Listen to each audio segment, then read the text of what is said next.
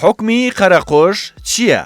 قەرەقۆش ناوی تەواوی ئەبوو سەعید قەراقوشە، کاربەدەستێکی دەوڵەتی ئەیوبیەکان بووە لە سەردەمی سەلاحەددینی ئەیوبی. سەرەتا کۆیلەیەکی تورک بوو، بەڵام دواتر ئازاد کرا و بووە سەرکردەیەکی سەربازی و دواتر قازی لە میسر و دواتریش والی شام. کەسایەتی ئەو لە مێژوودا بە کەسایەتێکی توند و خاوەن بڕیاری سەیر و سەمەرە ناسراوە. بۆیە کاتێک یاسایەکی سەیری لای خۆمان دەبینین ئەڵێین ها حکمی قەرەقوشە. ڕۆژێک قەرەقۆش بیستی کە شیرفرۆشێک ئەو تێکەڵی شیرەکەی دەکات ئینجا دەیفرۆشێ. فەرمانی کرد بیهێنە بەردەمی. کاتێک کابرای شیرفرۆشیان هێنا قەرەقۆش لێی پرسی چۆن ئەو تێکەڵی شیر دەکەیت؟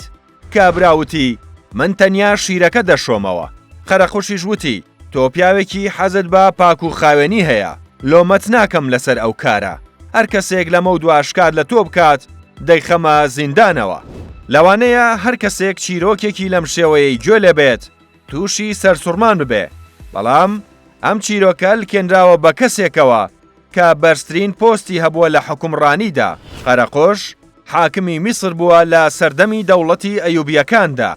ئەم چیرۆکە تەنیا چیرۆک نییە کە لەسەر قەرەقوش وتراوە کە هیچ گرنگجێکی بە زانست نەداوە. نەیزانیوە ستەمکار و ستەملێکراو لە یەکتری جا بکاتەوە. نووسەرێک بە ناوی ئیبن مەماتی کتێبێکی دەرکردووە بە ناوی کتاب فاشوش فی حکم قەرەقوش. چەندین چیرۆکی گەمژانەی قەرەقوشی لەو کتێبەدا نووسیوە. یەکێک لە چیرۆکەکان لەسەر کابرایەکی دارتاشە کە لە ماڵێکدا کاری دەکرد. بەردێک دەکەوێت بەسەر قاچیدا و قاچی دەشکێ.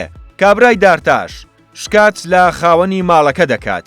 قەرەقوشیش فەرمان دەکا کە قاچی خاوەن ماڵ بە بەردەکە بشکێنن.